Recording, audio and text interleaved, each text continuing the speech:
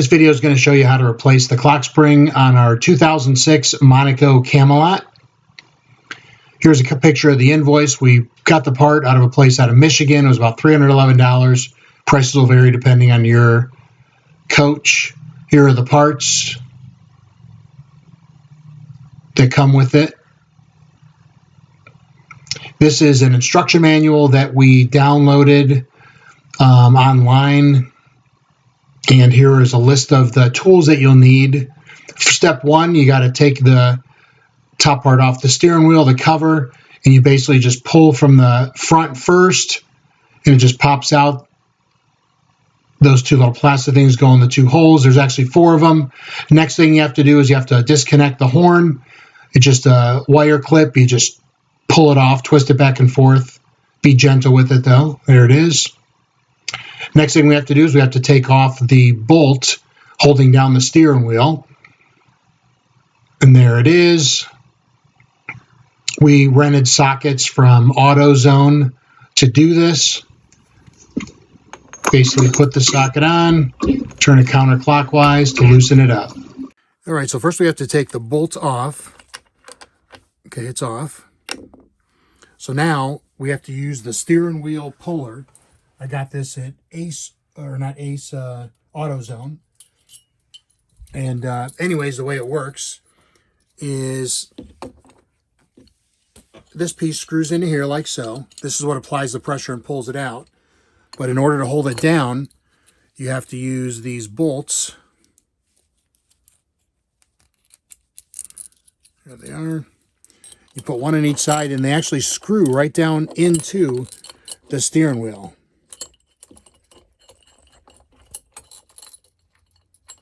Get an angle over here.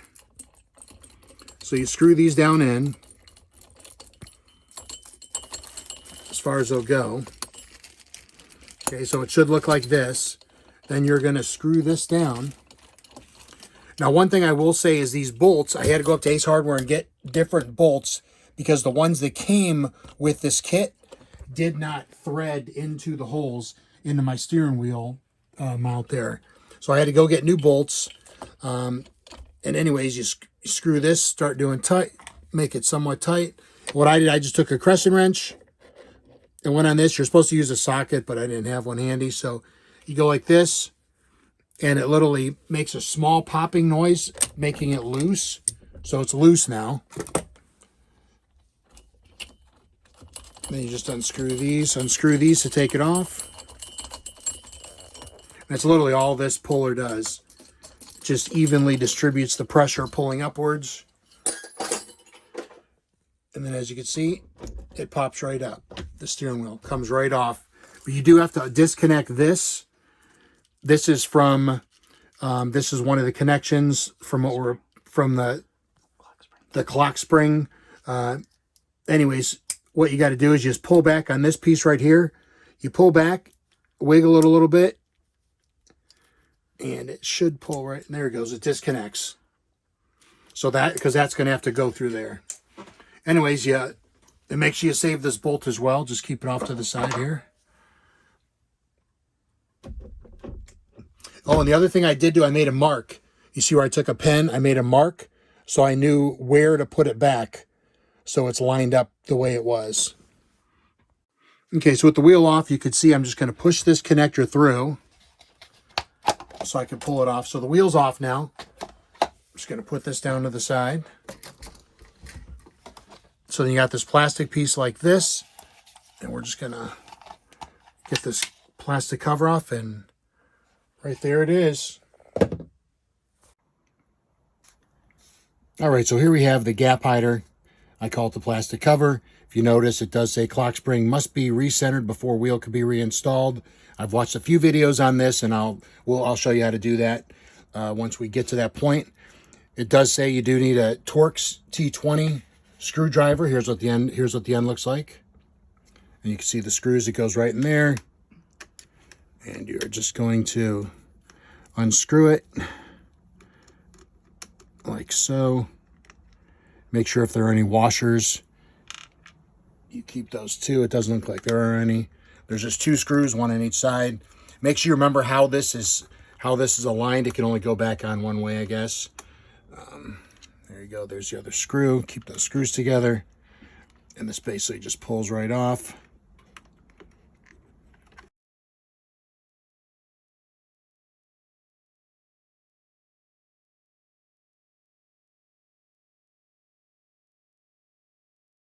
So now we're going to remove the upper and lower covers that go around the steering column. If you just grab, you see they're plastic things that just pinch onto these metal things right here. So if you grab underneath and just pull, you can see it pops right out. Same with the back. If you just push this way, it pops. And you just got to wiggle it. Just be careful with it so you don't want to break anything. So that comes off. Make sure you keep it in the right order. And this side comes off as well. Should come off.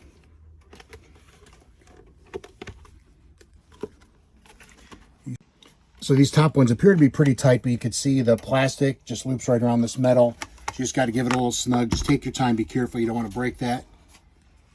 And just put it down with the other one. So to remove this lower shroud, looks like there's 4 screws. There's one right here. There's one right here. There's one in the back there, and if you see it, and there's one on the other side down low. Can you see it? Mm-hmm. There you go. So once you get the screws out, this is just a black mat that we have down, so we had to pull this out of the way. You basically just pull it off to the side so it gets around the steering column, and then you pull it out. Just be careful, it comes out fairly easy. There you go, and out it comes. So now that we've taken the screws off the clock spring, I wanted to show you one more thing. They do say in the instructions there's a washer. Right there's a washer. Make sure you don't lose that, and I'll show you more about that. But next step is we've taken the covers off. I've taken half this lower cover off. You want to follow the wires for the clock spring. They go right down the steering wheel column. Here's a zip tie that needs to be cut. So we are going to cut this. So we're going to cut that off to free it up. And then it does go right down. This cover can stay on. It does go down, and it goes around back here. Can you get in there? Right here is where it connects. Right there. Right there is where it connects. There's another zip tie right here. They recommend cutting off. See all this slack? You could pull it through and make it a whole heck of a lot easier to disconnect. So we're going to cut this. Cut this one. It drops this. Actually, it doesn't drop it great. It just drops it. It just drops it a little. Gives you a little more room. So right there's the connector that we have to disconnect. And I'm going to disconnect that now. So here's how you disconnect this clip.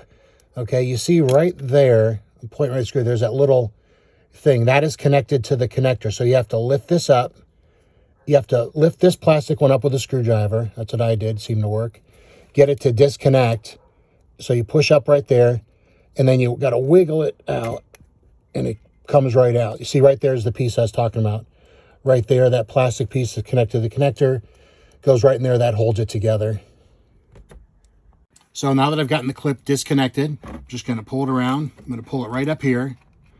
The instructions actually say to cut this wire here, tape the new one onto this and pull it through, fish it through. I'm not going to do that as of yet. I'm just going to pull it up like this. As you can see, there's plenty of space in there to fish it back through. Then we are going to pull the old clock spring off. Again, here's that washer I was talking about. Make sure that stays put. So the instructions say it could get stuck to the bottom. Now we're just going to pull this all the way out, fish it right through, and there's the old clock spring. So here's what comes in the new kit. You have your new clock spring, you've got a new washer, 2 new bolts, and you have a zip tie that's going to be used to hold the wire coming down. I'll show you that in a little bit. And it also comes with another zip tie. Now, if you remember earlier, I cut this zip tie that was holding this up. I really didn't need to cut it. I just got up under here and I was able to disconnect the wire thing right there. The zip tie that comes with it, as you can see, won't even go around, so that's useless. I do have a bigger one, or you can connect 2 together up under there. And again, it just holds all the wires up there.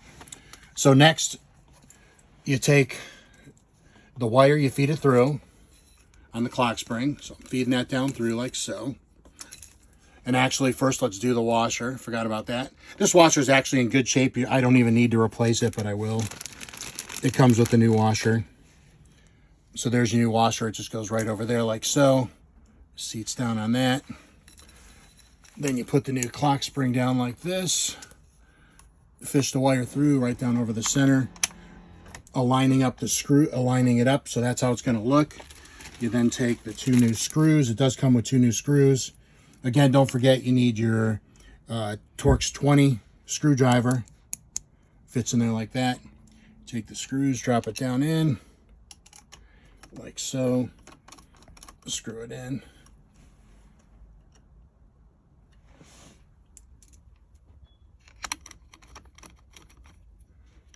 Actually, it doesn't go all the way down. So as you saw, I was trying to put the screws in. These ones are bigger than the other ones, therefore not going down all the way. That's why you don't throw anything away. So we're just going to use the old screws. There's nothing wrong with the old screws.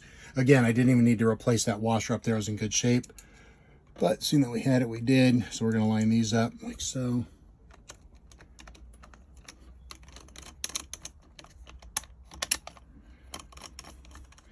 See, those go right in. We're going to do the other side too. Like so. Just make it snug. I wouldn't go too crazy. This is a plastic part. So I just snug both sides a few times just to make sure we're good. And we're good. So that's in there now. We're good. Now we're going to continue to run the wire down. So again, it was connected right here. So we're going to run it down the shroud. Now again, they said to cut the old one and fish it through. What I found is I didn't want to cut the old one. So you push this down the hole. You can actually feel it right here. I just got a pair of needle nose. Just grabbed it lightly, pulled it right out. You can see it comes right through. So that's all there is to that. And again, we're going to take a zip tie and we're going to zip tie this. So make sure you're taking pictures as you're undoing this stuff, because I was going to just go ahead and route this here at first. Then I was going to move it over to here in this little crack. But then I looked at my last picture and it looks like it's routed just like this. This is the way the old one was. So I'm just going to put it just the way it was. So we're just going to take this. We're going to use the zip tie they gave us. We're going to zip tie it just like so. Leave a little bit of slack there, just like that. And then this will go down. And then we'll connect this to this piece under here. It'll just connect right to it. It can only go on one way, which is good. So once you get it, and then you want to listen for a click when you push it. Remember that one piece I showed you earlier? So this thing is secure, it's clicked. So after reading further in the instructions, I did notice it said when you're putting the zip tie on right here, when you're putting the zip tie in to hold this wire, if you have a telescoping steering wheel, it should all be extended all the way up. So what you do is, what I did is I just hold down on it, you push down on this telescoping button, let it slide all the way up, and you can see it pulls the wire. It pulls the wire up.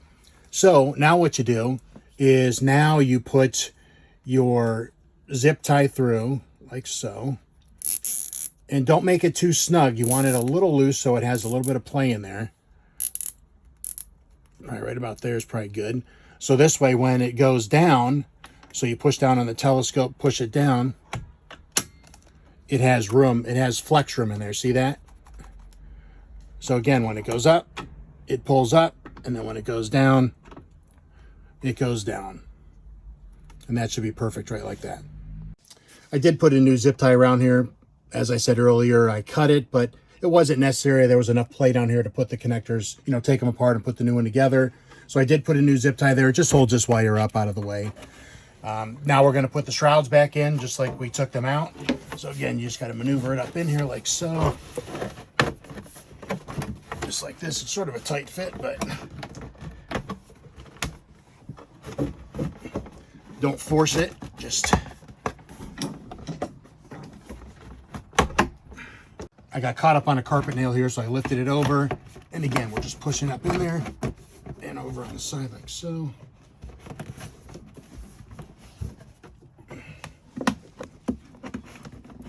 You just got to maneuver it in like that. And there you go. Then you just got to put the screw here, put a screw down here, put the one in the back there, and that's it.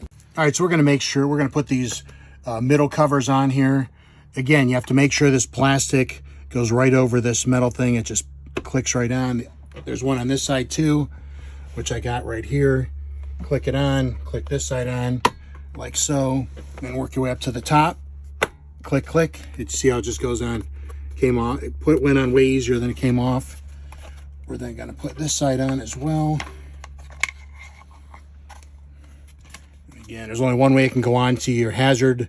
Our hazard right here goes right in here. So if you just line that up, it should go on right the way it should, just like so.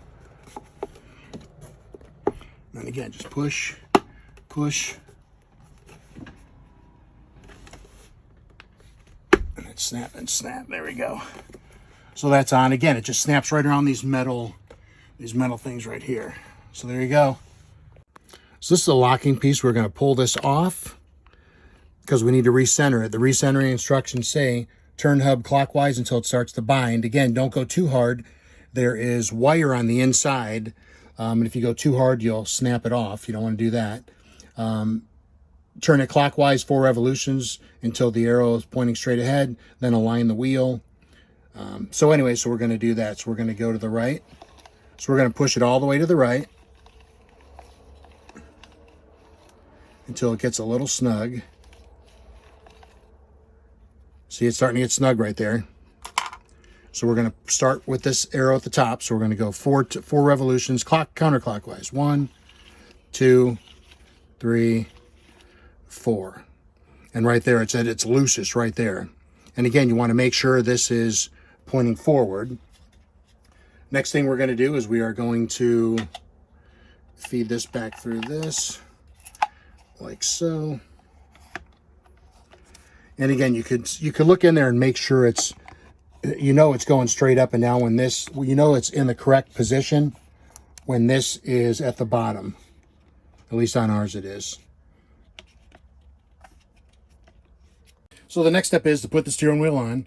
First thing we have to do is we have to fish this wire up through this hole from the backside. So we're going to go like this. We're going to fish it through just like this.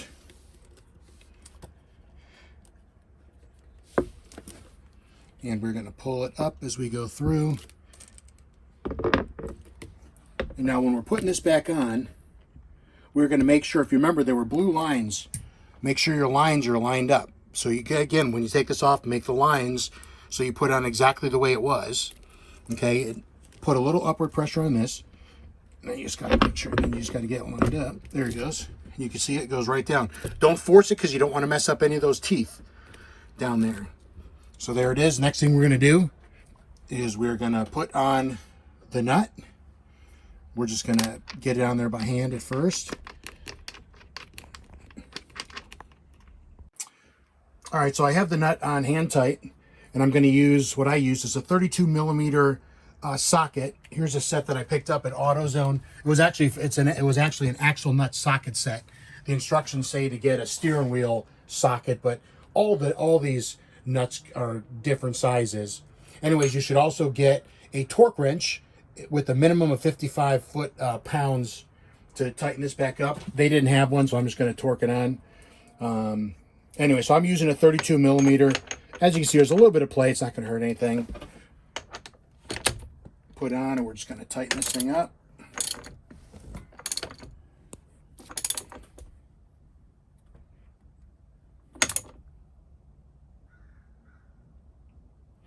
And that should be good. You don't have to go crazy on it, but make it snug. You can see that it's tight. The wheel's tight. It's turning.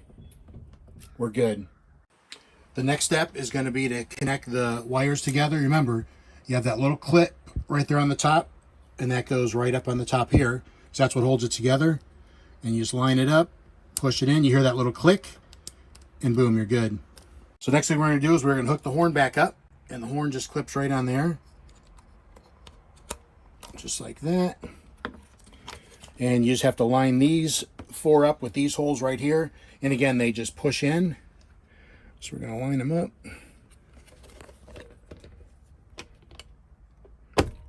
Go in the back, hear the little click. In the front, and you got to hear my horn.